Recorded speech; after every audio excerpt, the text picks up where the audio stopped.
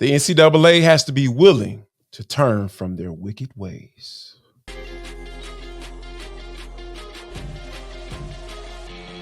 This is Locked On Sports Atlanta, and it's time for the Atlanta Football Party, only on Locked On Podcast Network, your team every day. Welcome into the Atlanta Football Party, your home for the best Georgia Bulldogs football talk. It's local insight you can't get anywhere but right here at Locked On. I'm your host, Tenitra Batiste. Alongside me are Jarvis Davis and Brian Gebhardt. Today's episode is brought to you by FanDuel. Make every moment more. Right now, new customers get $150 in bonus bets with any winning $5 bet. That's $150 with any winning $5 bet. Visit FanDuel.com/LockedOn to get started. And of course, our Atlanta Football Party is part of the Locked On Podcast Network, your team every day. The Dogs are looking to do something on the diamond they haven't done since 2008. We'll talk about it in Next Up. And are we one step closer to 9 games finally becoming a reality? We'll go between the hedges to discuss. But first, we'll talk top takes from the early returns of the SEC annual meetings. Guys, the SEC annual meetings opened up this week with Commissioner Greg Sankey weighing in on a number of hot button topics. So let's start with him giving us a little bit of feedback based on what happened last week, where the onus, the impetus, the ability to make decisions were taken basically out of the hands of the NCAA, put into the hands of universities. Sankey laid out in some general terms Monday what congressional help might look like for college sports, saying they constitute, quote, a national system that deserves national standards. Sankey said he'd welcome a national standard for college sports on the heels of last week, where the deal was that schools will pay players. So, Jarvis, do you see that as an endorsement for the NCAA to be a partner who continues as a governing body over what President Charlie Baker called the 5 autonomy conferences? Or is this basically the impetus for the Power 5 to part ways with a group in the NCAA that would be better suited to govern over the group of 5, D2, or D3 schools? To be honest with you, I feel like it probably needs to go that route that you talked about, the latter, right? You know, as far as them governing those lesser financially strong, entities with up under the umbrella of the NCAA. But I just feel like those big time conferences, like, who's going to pay for that? Well, who's that entity going to be? Is that going to be an entity that you can trust, that they don't have any biases towards either way, right? Because I know that for a fact that if the NCAA continues to reign supreme in these areas, they don't want to come to they need to have a paradigm shift in order to be able to say, you know what, these guys are actually, employees. They're making money for us, right? And what does that look like? Because I know Greg Sankey doesn't want those guys to become employees, and I don't necessarily think they should become employees. I'm a proponent of chaos, right? Because I know that chaos brings change, and I think that there need to be more years of chaos in order to bring about real change. Because when you're talking about, these guys turning into employees, that means you're talking about unions, labor agreements, HR personnel, like who's going to be advocate for these guys in these situations. I know they have agents already negotiating these NIL deals. I know we're going to talk about that with Jaden Rashada in just a little bit, but I feel like it's just too many moving parts for these guys to become employees, quote unquote, for these universities. So I feel like, NCAA probably needs to bow out when it comes to these big money conferences, and then try and go to the D2s, the group of 5, because we know that the financial responsibility that they have isn't as great as and people aren't as interested as they are in those Power 4 schools, right? Yeah.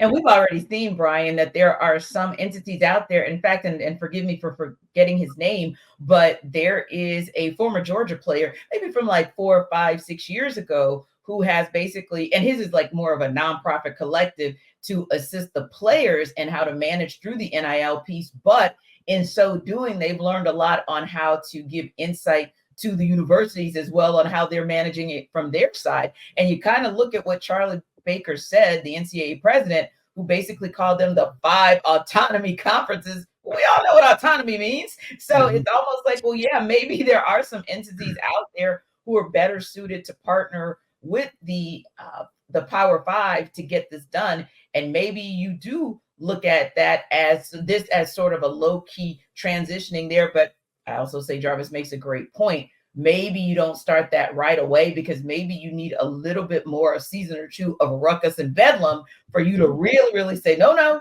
we really have to hunker down and get this right. Yeah, it's one of those things that less is more in these situations in terms of trying to divide this. Even when we say stuff like Power Five, there's not really a Power Five anymore. It's just a Power. It's SEC and it's Big Ten. And then there's the ACC and a couple others. And then there's everybody else. And I think it's like we're definitely past the days of everybody falls under one umbrella. All these situations are going to be unique. And to the point with NIL and unionizing everybody and all of that, you're going to have different players that are worth so much more on an open market too, that it can't just be like, all right, this is how we're going to do it. This is going to be uniform across everything. So I think what's happening comes into play too. Yeah, exactly. So I just think this is another step of the NCAA just losing more and more power in that spot. And I think what's going to be fascinating is everything is made on a football basis and a decision in terms of conferences and realignment and scheduling and all of that. But the other massive moneymaker and the main moneymaker for NCAA is March Madness, which goes to a lot of these, then Power Five schools. So it'll be interesting to see how they navigate the expansion and the change and the chaos and everything with football while trying to say, all right, we still got March Madness. We're still doing it. They're quietly trying to expand the field as they've been doing for years or trying to do for years. So that's what they're doing in the background of like, all right, let's still try to make our basketball money and figure that part out about it. I guess, and just to throw a question at you guys and to piggyback off of something Jarvis said, how long do you think it needs to be chaotic? Because I agree with you. We still haven't, we're trying to figure this out, but there's more problems that are going to come and more things are going to happen. So do you think it is chaotic for another 2-3 years, or is this something that doesn't get figured out for like 5 or 10, or are we just going to continue to figure it out on the fly, I guess, I believe that you need at least 5 years of sample size, right? Like a big enough sample size to kind of understand what needs to happen, because you can't figure it out as you're going along if you don't have any precedent, right? You don't have any, you don't have anything to go off of. So how can you figure it out, right? Yeah. It's kind of like, okay, how can I know what to do when my daughter busts her knee open and blood everywhere if it doesn't happen? Like, I need to be able to say, okay, here's what I need to do. I need to go get a Band-Aid. I need to clean it up. I need to get some peroxide. I need to do all of those things in order for her to help her feel better. And I need to add a little sugar on it too. Like, hey, baby, it's going to be okay. But they haven't done that. We're in the early stages of this thing, man. And especially when you got this lawsuit coming up with Jaden Rashada, like, this is probably not the last time this is going to happen, because people with a lot of money are saying, you know what? I know what we said, but we ain't gonna pay you. Who are you? You're a little 5-star little kid going on about your business. No, we need more. We need more lawsuits, because there needs to be a level of accountability on the people, the adults in this situation, because we know the kids are just trying to go for opportunities, right? They see money, they see school, they see scholarship, they can get a chance to go to NFL to even earn more money. So let's hold the adults accountable, and then let it be a trickle down effect. Well, I think the example you gave, Jarvis, is pretty clear of another reason why you shouldn't do it, because you do have to sometimes have an example of kind of, in this case, like you said, if your daughter hurts her knee, is it just an injury that requires a Band-Aid? Or are we talking about a hospital visit, a visit to the ER, or are we talking about urgent care? Are we talking about surgery? And again, we're not trying to be dramatic, but we are trying to say there are layers to it, there are levels to it. And then I think about a cycle, right? Like, in a perfect world, you get into college and you matriculate into college and you go 4 years and you graduate, right?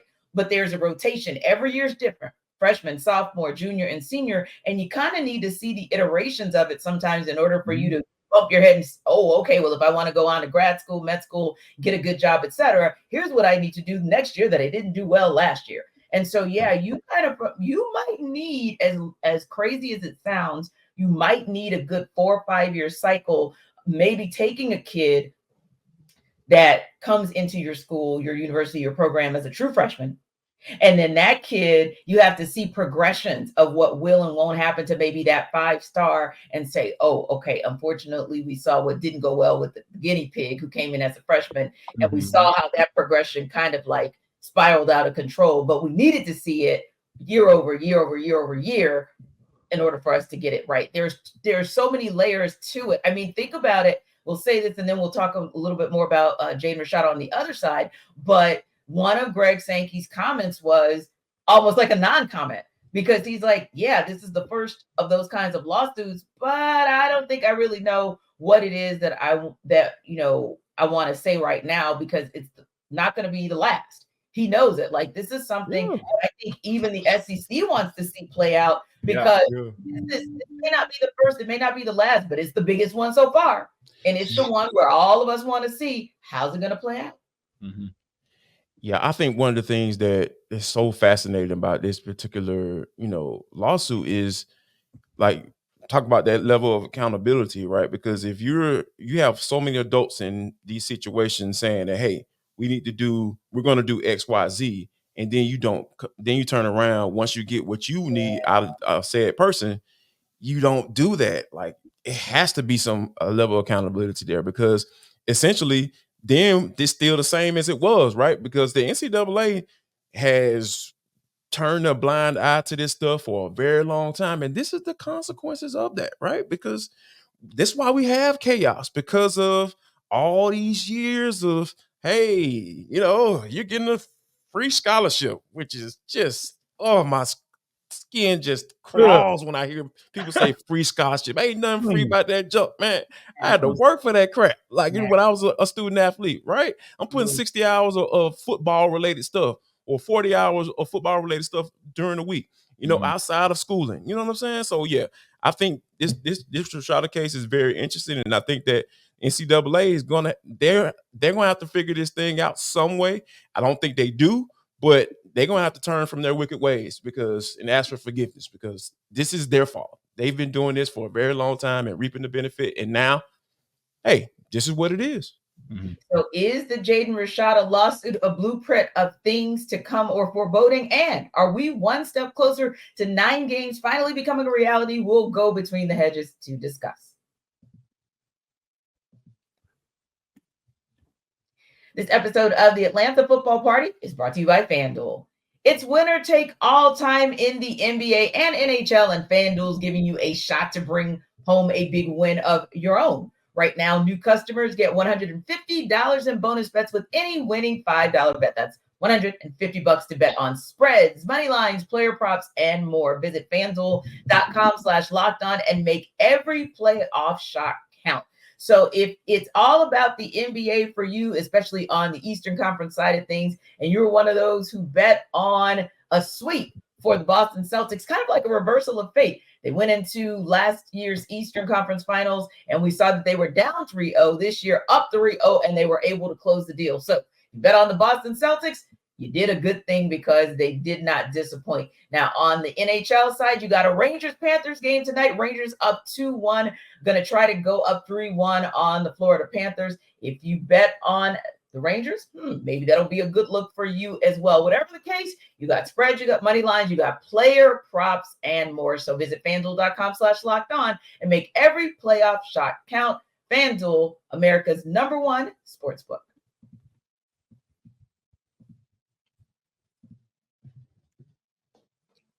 All right, guys. So let's go back to Jaden Rashada, the former Florida recruit who, of course, is also now a current Georgia QB, is suing Gators coach Billy Napier and the program's top booster over a failed NIL deal worth nearly $14 million. The lawsuit alleges fraudulent misrepresentation and inducement by Napier and booster and businessman Hugh Hadcock, among many other allegations.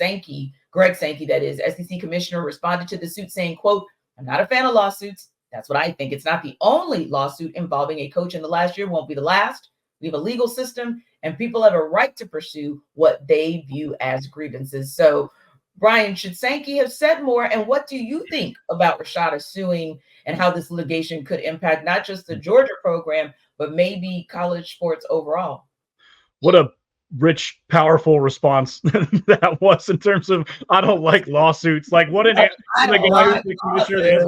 Like, listen, that's messy. Okay, That's we don't bad want press, man. mess. We're trying to Let's look print bad. money, and we're trying to keep it moving. I don't want to answer anything about a lawsuit. But I honestly think even that little comment I think was too much. I mean, you got to just stay out of that completely until hey, we're still waiting for the facts to come out. We want to find out more information. He's not a lawyer or a judge or needs to be or anything like that. We've seen what happens in the NFL when we're judge and jury and do all that kind of thing. And that's a different podcast for a different kind of day. But as far as the Jaden Rashada aspect of it, man, whatever happens with this guy's career for the next couple of years in college, this needs to be like the 30 for 30 of the NIL era in terms of going to Florida, getting out west, coming to Georgia. Because I think we all have that gut feeling. Like, I think he's got another team in him too. I hope that's not the case as someone who follows and covers Georgia. But a couple different things with this. One, it's just fascinating that it actually happened. It's also very interesting that Kirby said, go ahead and do it. Like he supported him actually making this lawsuit. And so there has to be some grounds or some basis because Kirby wouldn't have just said, all right, go do it because it's a rival. Like he obviously talked to somebody before supporting Jaden Rashada as well. And then it's just one way to ingratiate yourself into a fan base immediately by suing the rival, team of your new program. Like if this guy never touches the field, he'll already be a cult hero and like have a following in terms of, oh, this is the guy who sued Florida. Like we don't care if he scores one. He's already like a dog in that way, and people in Athens are accepting him. So it's going to be fascinating to see how this plays out and how long it goes for. These legal processes, I doubt something like this would be settled before the beginning of the football season. So it might be one of those pieces that we see on Saturday on the SEC on ABC now, So I would, not only Jaden Rashada is going to ingratiate himself with the fan base, BG, I feel like Kirby has just ingratiated himself with every 4-star, 5-star quarterback that's commanding those type of payments, saying, you know what, I got your back. If they not doing what they say they're gonna do, come on to Georgia, we got you. Like I think this is, man, Kirby Smart has been doing some very good things as of late, as far as just from a leadership standpoint. He talked about the cost of leadership, like, and being having to make decisions and like there are going to be some decisions that you're going to have to make, and that's the cost of leadership. And I think this is a good cost for him by saying, hey, I got your back, man. We understand. Like, yeah, they should give you your money, so go ahead and do it. And I think there's a little bit of what Brian kind of touched on too, as far as like, yeah, man, and screw Florida. You know what I'm saying? On top of that, like that's a little cherry on top. So when you, but to me, I feel like this is so fascinating how you have these cats that are coming out of school 18 years old and they're negotiating 9-figure deals or 8-figure deals or whatever. I just feel like that is just so, it's cool. It's cool to me. It's so cool to me. Representation, so you're not all the way involved, right? You got people who can understand the language and talk that talk or whatever and explain the contract to you once it's time to sign. So I feel like this is a good start to where college football probably should have been at least 10 to 15 years ago. So now it's just like you said, we have to figure it out. They have to figure it out. NCAA has to figure it out. Don't go into that whole status change. I'm not a big fan of that, but like you have to figure out a way to govern it without. And you have to be able to take out that old line of thinking and move into a new age of college football. Yeah. I actually have an offshoot of a thought from what you guys are saying, where it's not so much even just Georgia, but it's basically what you're saying, BG, as far and JD, as far as the leadership piece for Kirby and as far as the leadership piece for Georgia. They're at the top of the mountain right now. And everybody's watching to see, what will Georgia say? What will Georgia do in every aspect, not just what you're doing on the field, but what you're doing off the field as well. And I think about this conversation and this interaction that I had many, many years ago with our former station 92.9, where Ed O'Bannon was talking about the struggle that he had in the beginning, the vilification, how he was basically made a pariah And now he's pretty much a folk hero because we wouldn't be having this Yeah. conversation if not for him introducing this concept of name, image, and likeness, or whatever it's going to turn out to be. There's a good chance that because this particular lawsuit is with this particular kid, who is actually at the top of the mountain as well at his position, at a school that's at the top of the mountain, under the tutelage of a coach that's at the top of the mountain. I think all eyes are going to be on this for so many reasons to see how this plays out. So I feel like this one, maybe more so than any of the other lawsuits that have been put out there against a coach or a booster, or maybe, well, it's going to probably dictate what's to come. But this one might actually be a watermarker for all the reasons that I just said. So I think there are going to be a lot of eyes on how this particular lawsuit is managed, because I think that there are some pieces of this puzzle that, just like Ed O'Bannon sort of that introduced this entire concept, this may be, okay, here's 2.0 of the concept now that you have all of these pieces in place. Jaden Rashada, a lawsuit against the rival Florida from the school that's at the top of the mountain, supported by the coach that's at the top of the mountain. Yeah, I so many good points there, T. And I think one of them is like the idea of all these eyeballs being on it, because this isn't just a football story, right? Like a lot of things that we talk about are specific to football and how it's going to change and the schedule and this and that. But this is going to impact people on all the different levels, or when you have a big star that's even outside of football and basketball, all of these coaches and every university is looking at it all, and all these, big high school stars that are up and coming as well. There's so many people that are tuned into this for all the reasons that you mentioned. Yeah. I think it's going to be one of those watermarkers where we look back and we say, remember when we were talking about that lawsuit back in 2024 with Jaden Rashada, and then it becomes ... So yeah, I definitely think that this is one of those where we'll keep an eye on it, but we're going to keep an eye on it, or end up keeping an eye on it, for more than one reason. Real quick, I wanted to ask you guys about the 9-game conference schedule, because we've been talking about it for what seems like forever, right? So BG, more about that this week. Georgia, of course, held its spring board meetings late last week, but one of the things Athletic Director Josh Brooks expects to be part of the conversation this week at the SEC annual meetings is that 9-game conference schedule. You think we're finally going to receive confirmation that we're going to shift to it maybe as early as 2026, which is what the projections are for what's going to happen at the meetings this week? Let's do it. Let's finally do this thing. They keep talking about it year after year after year. We're trying to get big TV eyeball and money and all of that. You're changing over. You're going over. You got every network possible has college football games now. Like, let's go ahead and do this. And it's also weird, like, as nice as this schedule is and exciting as some of the away games are, and we've talked about it. You got Clemson, Atlanta. Like, Georgia doesn't play South Carolina this year, and that's weird. I know that they aren't like what they've been, and it's just like that's always been one of those weird, fun rivalry games to me. And I know that Georgia's won a lot more recently than South Carolina has, but it's just so strange that those two teams aren't playing with all these other games added. But again, people got to go up to Athens and pay whatever to watch them play Tennessee Tech in week 2, and it's like we don't need this. We don't need this anymore. No. These are two different sports and have been for a long time. So please make it happen. Please let's make it happen for everybody involved. Yeah. Let's just get it done, and we can put this to rest. And then you can spend the next 2 seasons kind of preparing yourself for what a 9-game conference schedule looks like. Listen, the Dogs are looking to do something on the diamond they haven't done since 2008. We'll talk about that in Next Up.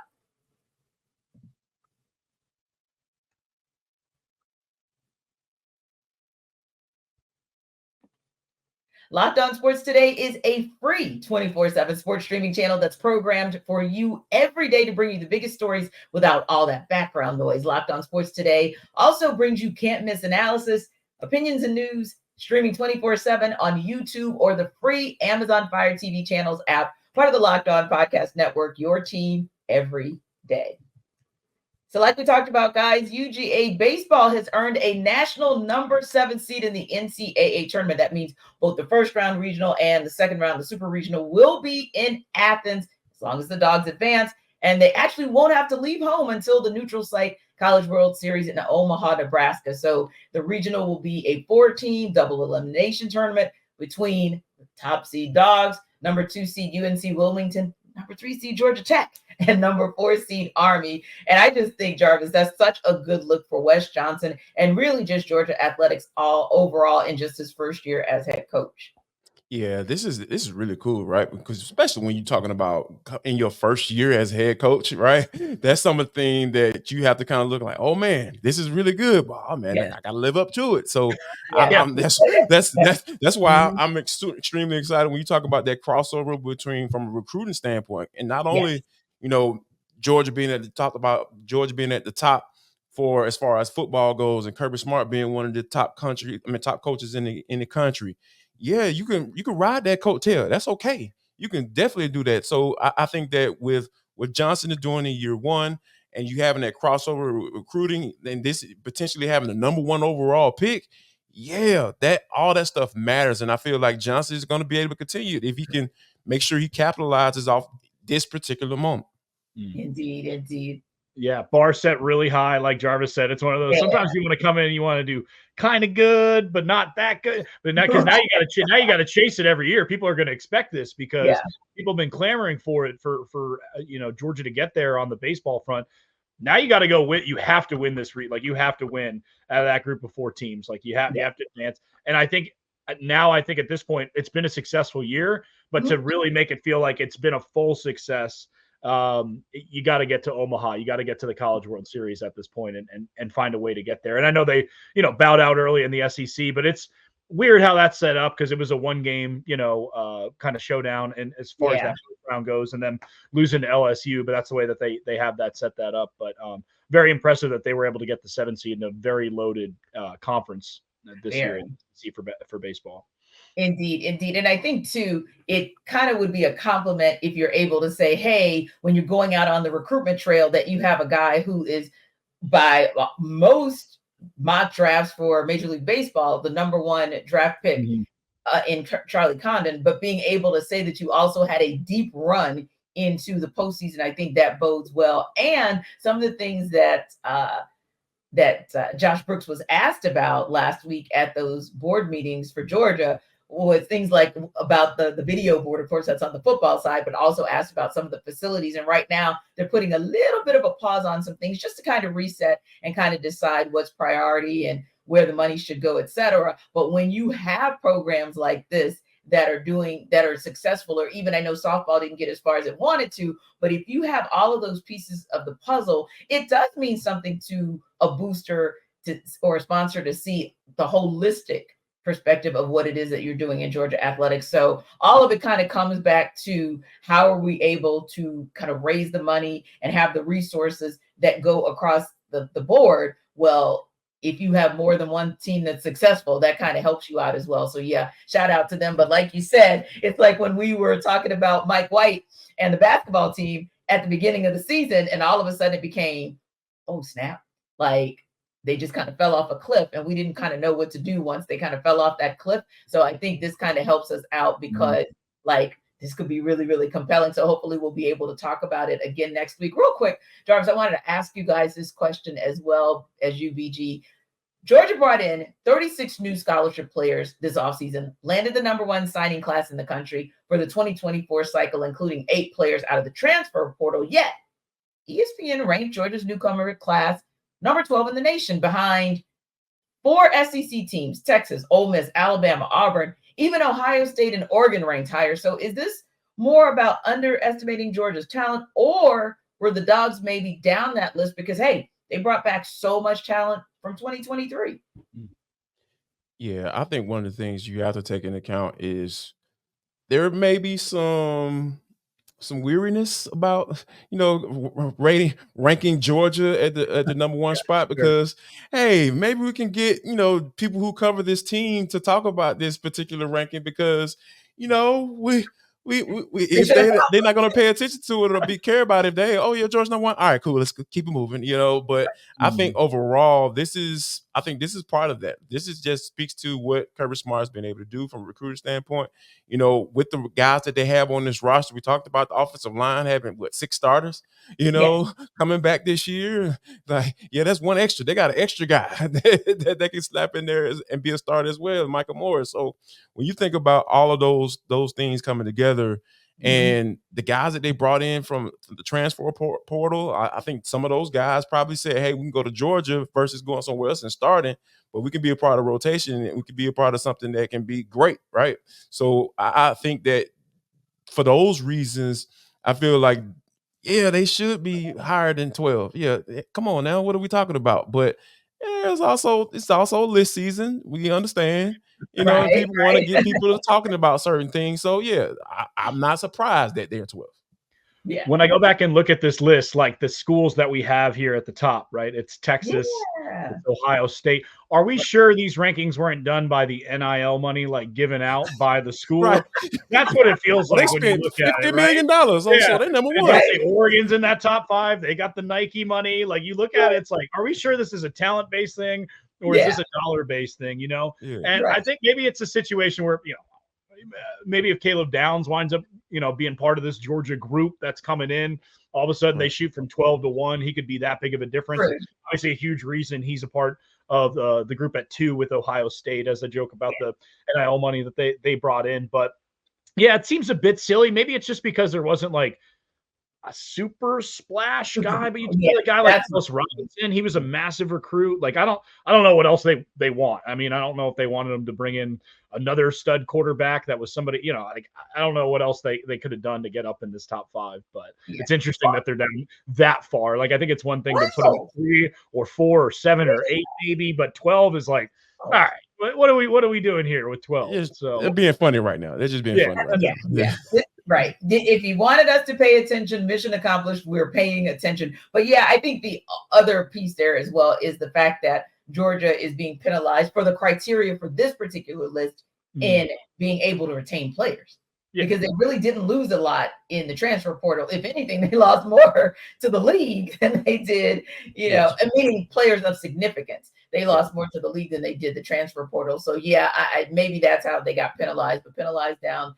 Anytime you see UGA's football program in any good list that has them ranked by like less than 10, really, come on now, less than out of the top 5, I'm going to have a little bit of a struggle.